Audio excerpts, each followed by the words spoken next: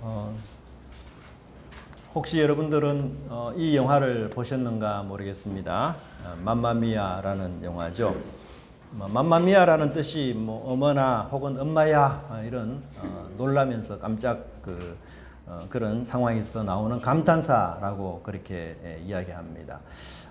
왼쪽과 오른쪽에 있는 분들은 각각 그 모녀인데요. 딸이 소피, 엄마가 도니. 그래서 엄마 도니와 딸 소피가 그리스에서 작은 섬에서 호텔을 운영하고 있는데 이 소피가 결국은 결혼하게 되었는데요. 소피의 가장 큰 고민은 이 결혼식 때 입장할 때 자기 손을 잡고 갈 아빠가 없다는 사실이 이 소피에게 큰 고민이었어요. 그러다가 우연히 엄마가 쓴 일기장을 이렇게 훔쳐봤는데 그 일기장에서 자기의 태생과 관련된 비밀을 거기서 발견하게 되는데 무려 3명의 남자가 자기의 아빠일지도 모른다 라는 좀 그런 엉뚱한 에피소드가 나오면서 엄마의 이름으로 이 새 아빠가 될 가능성이 있는 사람들에게 자신의 결혼식에 초대를 하죠. 그렇게 해서 시작이 되는 그런 영화입니다. 출생의 비밀을 비로소 이제 알게 되는 그런 상황인데요. 혹시 여러분들이 한국에서도 유명한 가수로 있는 서인국 씨 아시는가 모르겠습니다. 제가 잠깐 TV를 봤는데 그 TV 속에 엄마와 함께 나와서 여러 가지 이제 그 얘기를 주고받고 질문을 주고받고 하는 중에 있는데 놀랍게도 어머니가 이 자신의 아들의 출생 신고와 결혼 신고를 동시에 했다. 그런 충격적인 고백을 하더라고요. 그래서 아마도 이 서인국 씨 가수로 유명한 사람 아닙니까? 그분이 아마 자기 출생 비밀에 대해서 좀 놀라는 듯한 그런 그 표정을 제가 보았습니다. 우리 삼손에게도 출생의 비밀이 있습니다. 그런데 우리 그리스도인들에게도 모두 남들이 알지 못하는 아주 중요한 출생 비밀이 우리에게도 있습니다. 그것은 바로 우리가 하나님의 자녀로 거듭 태어나는 비밀. 이것은 진짜 세상 사람이 알지 못하는 비밀이죠. 우리는 한 번만 태어나는 것이 아니라 예수 그리스도로 말미암아 2번 태어나는 그런 인생이 된 것입니다. 오늘 삼손의 출생 때에 어떤 일이 있었는지 우리가 함께 살펴보면서 또한 하나님의 위대하심을 찬양하고 동시에 우리도 나실인으로 삼손처럼 부름받은 하나님의 뜻을 다시 한번 그렇게 새기는 그런 시간이 되었으면 좋겠습니다. 우리 좌우 둘러보면서 당신도 나실인입니다 라고 인사했으면 좋겠습니다.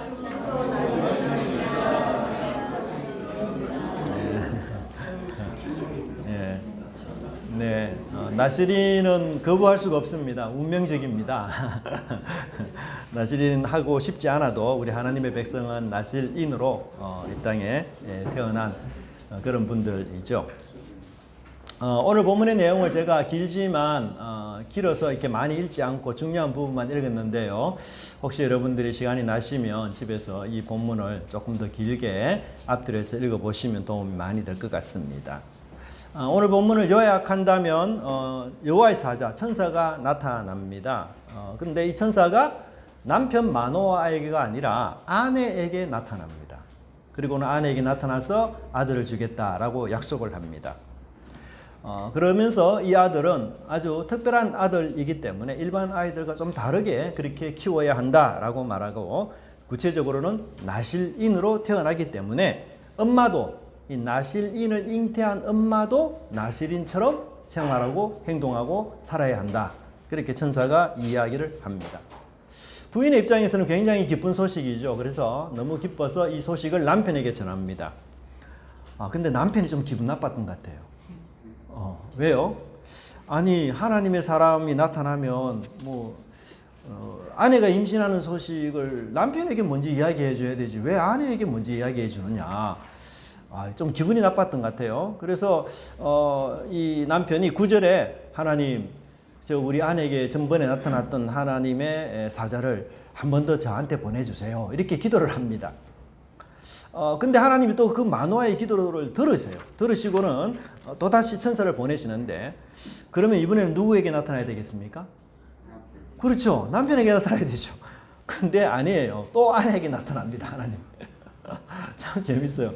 9절의 말씀에 보면 하나님이 마노아의 목소리를 들으시니라 여인이 밭에 앉았을 때에 하나님의 사자가 다시 그에게 임하였으나 그의 남편 마노아는 함께 있지 아니한지라. 이번에는 아내가 지금 밭에서 열심히 일을 하는 중에 여호와의 천사가 나타났습니다. 그리고는 이 천사를 본 아내가 깜짝 놀란 거죠. 그리고 다시 빨리 집으로 가서 남편을 불러옵니다. 천사가 지금 밭에 나와서 기다리고 있으니 당신 빨리 오시오. 그러고는 이제 이 남편이 선지자와 대화하기 시작합니다. 근데 마노아와 그의 아내의 중요한 착각이 여기 있는데 그건 뭔가 하면요. 하나님이 보내신 여호와의 사자는 천사인데도 불구하고 인간 선지자로 생각을 해요. 그래서 남편은 대화하는 내내 그걸 깨닫지 못해요. 그래서 언제 이 사람이 인간이 아니라 천사구나, 하나님이구나, 이걸 언제 깨닫는가 하면요. 20절에 보시면 번제를 드리는 그 시점에 비로소 깨닫습니다. 그래서 불꽃이 제단에서부터 하늘로 올라가는 동시에 여호와의 사자가 제단 불꽃에 휩싸여 올라간지라. 그러니까 이 남편에게는 굉장히 큰 충격이었어요. 지금까지는 사람, 선지자 정도로 이렇게 접대하고 모시고 대화를 했는데 번제를 드리는 순간 불꽃이 일어나면서 그 불꽃을 타고 천사가 하늘 위로 올라가 버리는 거죠. 그러니까 이분은 하나님이시구나, 하나님이 보내신 천사구나, 그걸 비로소 깨닫게 돼요. 그래서 굉장한 두려움에 휩싸여서 우리가 하나님 보았으니까 이제 죽을 거다. 그런데 옆에 아내가 굉장히 합리적인 이야기를 해요. 그렇지 않다. 만일 하나님이 죽이려고 했다면 이 번제를 받지 않았을 것이고 아이 탄생에 대한 얘기도 하지 않았을 것이다. 그러면서 그 공포와 두려움에 휩싸인 남편을 아내가 이렇게 따뜻하게 위로해 줘요. 오늘 본문 여러분 좀 복잡하죠? 이럴 수 있죠. 간단하게 하나님이 아이를 주겠다. 그러면 약속받은 그 여인은 하나님이 약속하신 대로 아이를 낳았습니다. 이러면 한 두세 줄로 딱 끝이 나는데 너무 본문이 지금 복잡해요. 장황해요. 여기서 우리가 좀 중요한 교훈들을 몇 가지 필요한데요. 마노아의 아내에게 천사가 2번이나 나타납니다. 남편에게는 천사가 안 나타나요.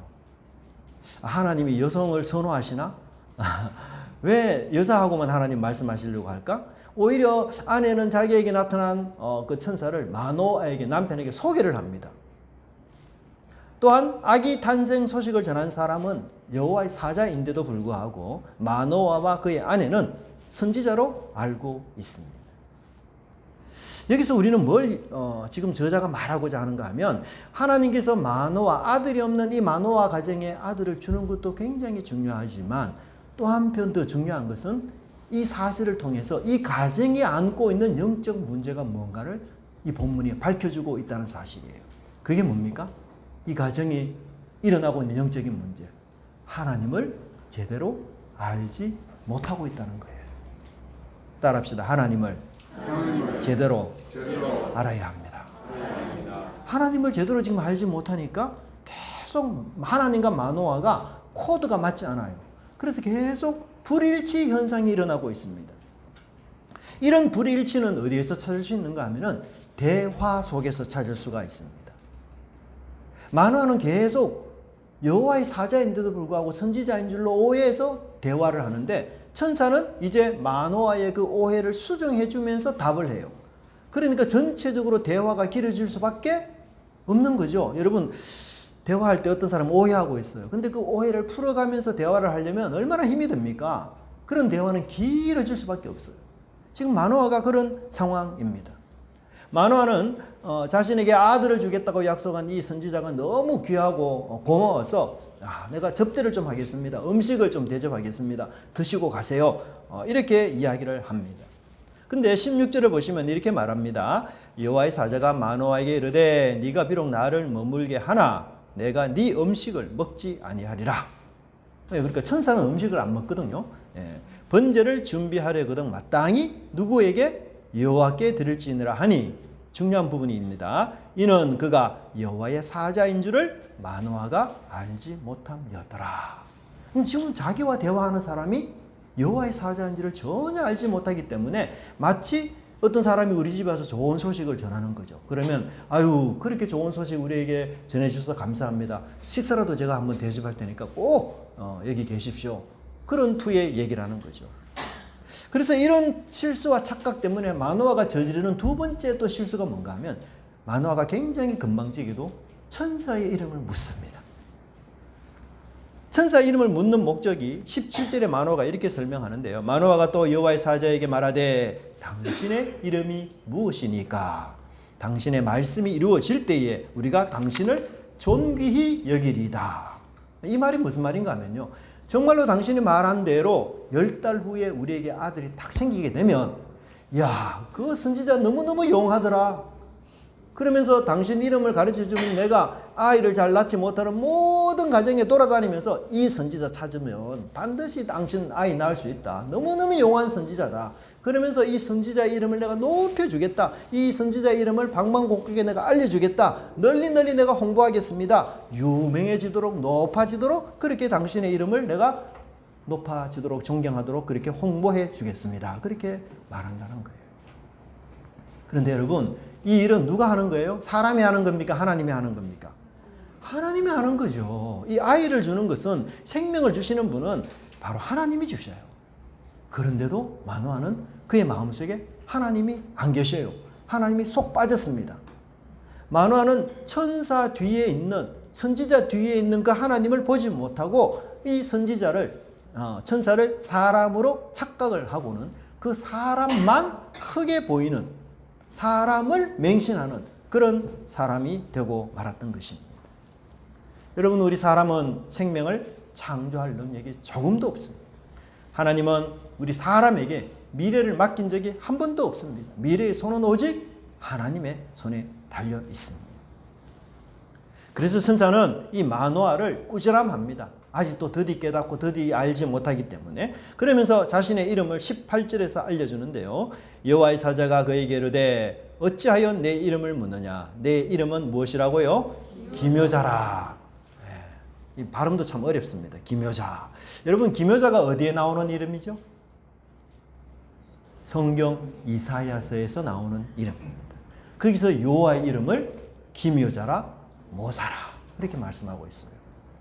또 여러분 핸델의 메시아곡 한번 들어봤습니까? 예, 그 핸델의 메시아곡을 보면은 기묘자라 모사라 라는 표현이 나오고 있습니다. 기묘자 무슨 뜻일까요? 원더풀 놀라운 분. 네. 이 말은요 위대한 기적을 일으키는 분 이런 뜻이에요. 그래서 기묘자라는 말과 기적, 이적이라는 말은 동일한 어근에서 나온 단어예요. 하나님은 우리가 청량할 수 없는 놀라운 이적을 행하시는 분이시다. 그런 의미에서 기묘자라고 말하고 있습니다. 그리고 그 이름의 뜻대로 천사는 이제 19절에서 놀라운 기적을 일으키고 있습니다. 19절에 보시면 이에 마노아가 염소 새끼와 소재물을 가져다가 바위 위에서 여호와께 드림에 무엇이 일어났어요? 이적이 일어난지라. 말씀대로 이름의 뜻대로 기적과 이적이 일어났던 것입니다. 사실 마노아는요 지금 바위를 상으로 해서 선지자에게 음식을 드시라 하고 대접을 하고 있는데 천사는 그 음식을 먹기는커녕 오히려 바위에서 불꽃이 일어나서 준비한 음식을 번제로 다 태워버리고 그 제단에 일어나는 불꽃과 함께 천사가 하늘로 올라가는 놀라운 기적을 보여준 것이었습니다. 얼마나 놀랍고 두려웠는지 그 모습을 보고 두 부부는 얼굴을 땅에 대고 엎드렸다라고 그렇게 표현하고 있습니다. 여러분 지금 마노아가 어떤 상태입니까? 하나님에 대한 지식이 없습니다. 하나님을 잘 몰라요. 인간과 세상 뒤에서 모든 상황의 뒤에서 일어나는 이 발생되는 문제들을 해결하시는 궁극적인 분, 그분이 바로 하나님이라는 사실을 마노아가 전혀 모릅니다. 마노아는 단지 눈에 보이는 것, 우리의 귀에 들리는 것, 이게 전부야. 그렇게만 생각하는 사람이었어요. 그래서 그는 하나님께 기도하기보다는 사람을 찾고 사람을 유명하게 만들어준다라는 이야기를 하고 있습니다. 역대하 16장 12절에 한 왕에 대한 이런 평가가 있습니다. 같이 한번 읽어보겠습니다. 아사가 왕이 된 지 39년에 그의 발이 병들어 매우 위독하게 되었으나 병이 있을 때에 그가 여호와께 구하지 아니하고 의원들에게 구하였더라. 여러분 아사가 왕이 된 지 39년에 아주 발에 병이 들어서 매우 위독하게 되었고요. 결국 이 병을 고치지 못해서 그가 41년에 죽게 됩니다. 그 병으로 2년을 앓다가 아사가 왕이 죽게 돼요. 고치지 못합니다. 근데 사실 우리가 병들면 의원을 찾고 병원에 가는 거 당연하지 않습니까? 그런데 왜 성경 저자는 아사가 하나님께 구하지 않았다라고 그렇게 책망하는 것일까요? 아사는 하나님보다도 의원을 더 신뢰하고 의원을 더 믿은 사람이기 때문이었습니다. 그는 병의 치료는 하나님이 하는 것이 아니라 실력이 좋은 의사가 한다라고 생각했던 사람이었던 것이죠. 제 후배 중에 한의원의 의사로 병원을 개업해서 일하는 인천에 후배가 한 사람 있습니다. 제가 당시 서울에 근무하고 있을 때 그 인천에 잠시 한번 들러서 우리 후배가 어떻게 생활하는지 한번 인사도 하고 그렇게 한 적이 있는데요. 좀 특이하게 환자를 진료해요. 제가 목사인데도 형님 오세요. 어디가 불편합니까? 뭐 여기저기 좀 아프다 이러면 딱 눕혀놓고는 형님 제가 먼저 기도해도 되겠습니까? 아, 예, 기도해 주세요. 그럼 기도를 하고 난 뒤에 침을 놔요, 이 친구. 근데 제가 목사이기 때문이 아니고요. 거기 오는 환자분들 안 믿는 분들 많거든요. 예, 요즘 우리 한의원에 좀 나이 드신 분들 많이 오시잖아요. 안 믿는, 제가 봐도 안 믿는 분들 많아요. 그럼 이분이 먼저 그 환자 오시는 분에게 항상 먼저 물어요. 제가 기도하고 침을 놔도 되겠습니까? 물으면 환자분이 예, 괜찮습니다. 그러면 꼭 그분이 손을 잡고 기도를 해줘요. 그리고는 침을 놔요. 그래서 제가 물어봤습니다. 언제부터 이렇게 하게 됐냐? 자기가 깨닫는 바가 있는 게 뭔가 하면 야, 하나님은 나의 의술을 단지 사용할 뿐이지 궁극적인 치료는 누구에게 달렸다? 하나님께 달렸다는 사실을 병원에 오랫동안 경험하면서 느낀 체험이었어요. 그래서 그분은 하나님이 모든 병을 고치는 그런 분이시다. 나는 그냥 수단으로 그냥 그 치료에 조금 도움이 되는 정도의 어떤 자극을 주는 그런 정도뿐이지 하나님이 그것을 이용해서 우리의 그 망가진 세포, 찢어진 세포, 그 죽어진 세포 그런 것들을 부활시키고 재생시키고 새롭게 조합시켜서 건강하게 만들어주는 거지. 나는 거기에 그냥 조금의 자극을 줄 뿐이다. 참 너무 겸손하고 정말 복음을 아는 하나님이 배후에서 일하시는 그것을 인정하고 깨닫는 그런 진정한 의사라는 생각이 제가 들었습니다. 여러분, 하나님은요 굉장히 겸손해요. 겸손한 분의 특징이 뭡니까? 늘 숨어 있어요. 숨어 있어요. 그래서 예수님도 내 오른손이 하는 일을 왼손 모르게 하라. 언제요? 구제할 때. 은밀하게 남들이 잘 모르게 구제를 하라. 하나님이 늘 겸손하게 숨어서 이렇게 잘 일하시기 때문에 어떤 사람만 하나님을 알 수 있는지 아세요? 겸손한 사람만 하나님이 일하는 걸 알아요. 겸손한 사람. 겸손한 사람은 야, 하나님께서 배후에 보이지 않게 아주 은밀하게 이 모든 일을 행하시구나. 왜? 자신이 하나님을 닮아서 그렇게 살기 때문에. 그래서 그 겸손하신 배후에서 일하시는 하나님을 알게 되는 것입니다. 여러분, 하나님이 우리의 모든 상황 배후에서 일하신다라는 것을 모를 때에 우리에게 여러분 어떤 문제가 생기는지 아세요? 그것은 사람을 의지하고 사람에게 관심을 갖고 사람을 높이려고 하는 그런 모습에 사로잡혀요. 그래서 오늘 본문의 마노아가 그런 얘기하지 않습니까? 야, 당신의 이름을 알면은 당신이 너무너무 용한 선지자이기 때문에 내가 널리 이웃들에게 말해주겠습니다. 당신의 이름 모르는 사람은 없도록 내가 열심히 홍보하겠습니다. 물론 하나님은 사람을 사용하셔서 하나님의 뜻을 이루는 게 맞아요. 그러나 그 모든 일의 배후에서는 누가 역사하십니까? 바로 하나님이 역사하신다는 사실을 반드시 깨달아야 돼요. 여러분, 인간은 결코 기묘자가 될 수 없습니다. 놀랍고 위대한 이적과 기적의 역사는 오직 하나님만 하실 수 있습니다. 홍해를 여러분 기억하십니까? 하나님은 길이 없는 곳에서도 길을 만드셨어요. 답이 없는 곳에서도 답을 주시는 지혜로운 분이시고 우리 인간이 비록 사면 초가에 빠져도 막다른 골목길에 놓여 있을지라도 하늘에 계신 하나님은 항상 해결책을 갖고 계시는 분이에요.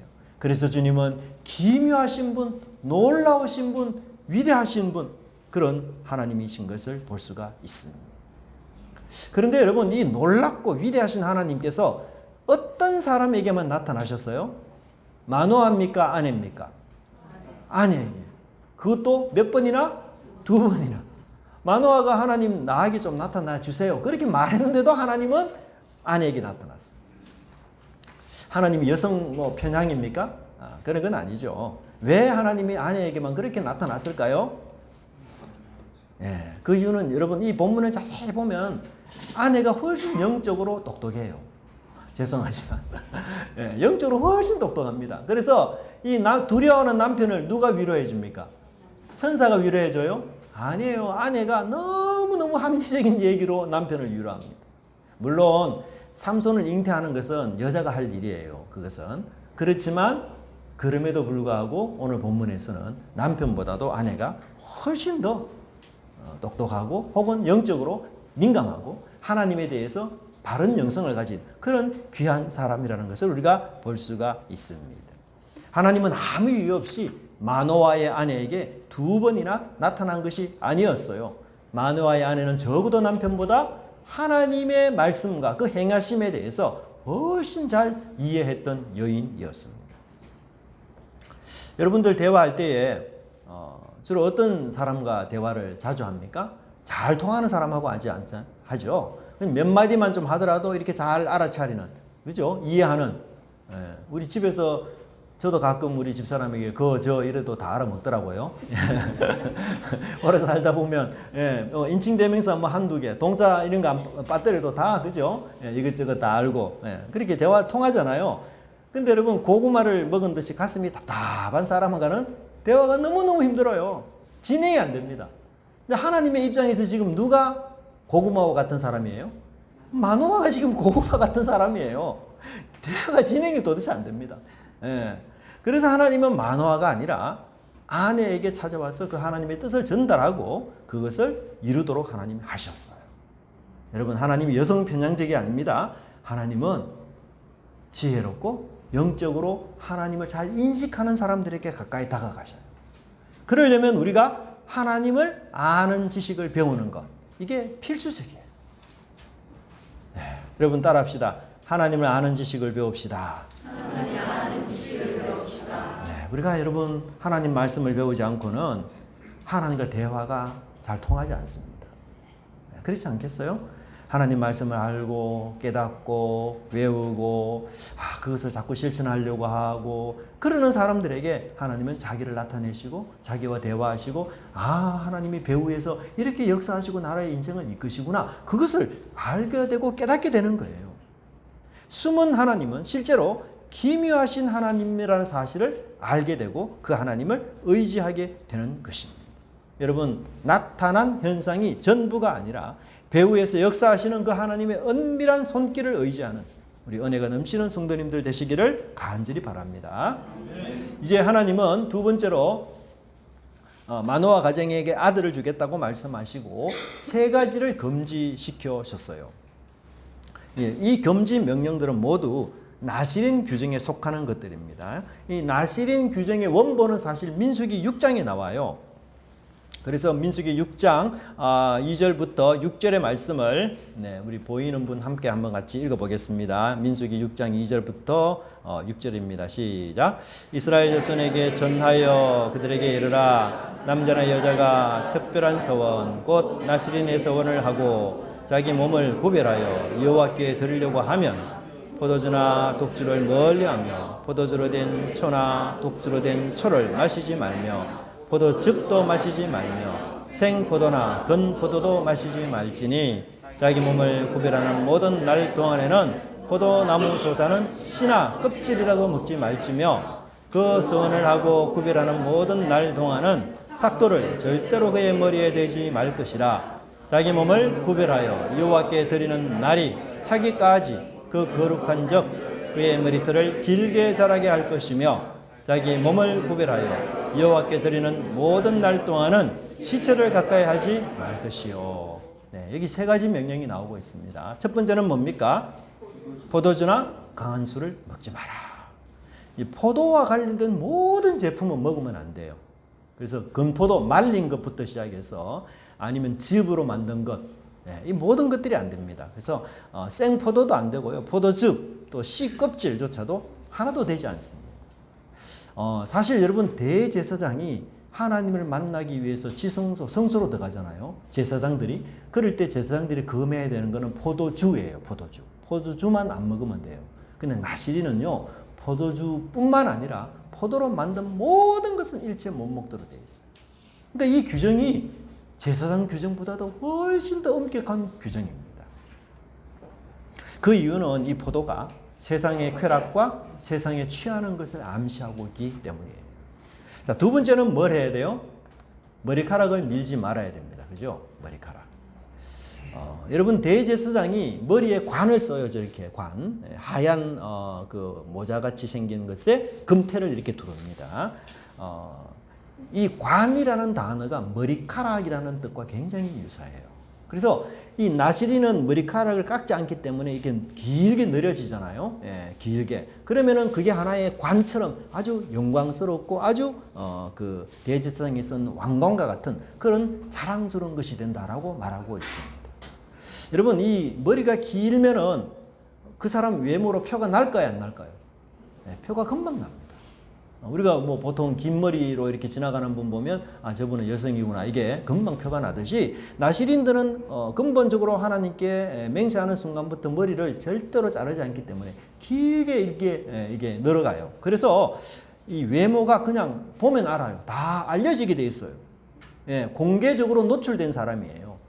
나시린 자체는 이미 외모로 나는 하나님을 신실하게 섬기는 사람입니다. 이것을 다 이웃 사람들에게 전가하면서 가는 그런 사람인 것을 볼 수 있어요. 자, 세 번째는 뭐죠? 시체를 접촉하지 말아야 됩니다. 그죠? 시체. 시체는 뭘 뜻하고 있습니까? 죽음, 사망을 뜻하고 있어요. 그래서 부정한 것입니다. 이것은 생명이신 하나님의 속성과 정반대를 이루는 것이에요. 그래서 하나님께 구별되고 헌신된 나시린은 결코 부정한 죽음이나 사망하고 가까이 해서도 안 되고, 그래서 시신을 만져서도 안 되고, 시신이 있는 공간에 함께 머물러서도 안 돼요. 그러면 예를 들어서 우리 집안에 누가 돌아가셨다. 그러면 그 장례식에 나시린이 참석할 수 있겠어요, 없겠어요? 참여를 못해요. 참여를 못하고. 그러니까 이렇게 자기 집안의 어떤 식구가 죽어도 참여하지 못하는 경우는 대제사장도 그래요. 대제사장. 그러니까 사실 여러분, 나실린이라고 이야기할 때는요, 아, 이 사람은 대제사장처럼 살아야 되는 사람이구나, 그렇게 이해하는 게 가장 좋습니다. 근데 대제사장은 여자가 될 수 있어요? 절대로 못 되거든요. 근데 나실린은 여자도 남자도 하나님께 헌신하면 누구나 다 될 수 있어요. 누구나. 그러니까 여러분, 우리가요, 이 구약이 굉장히 좀 계급 제도 같고 혈통 제도라서 이 뭐 한 번 제사장은 영원한 제사장이고 아닌 사람은 절대로 제사장이 못 된다, 이런 생각을 많이 갖는데 그렇지 않아요. 하나님께 헌신할 수 있는 기회가 다 열려 있어요. 나시린으로 헌신해 버리면 이 사람은 대제사장과 같은 삶을 살아야 돼요. 그래서 그런 길을 하나님 다 열어 놓았습니다. 근데 여러분, 이 세 가지 명령은요, 사실 하나님이 이스라엘에게 주신 명령과 다를 바가 없습니다.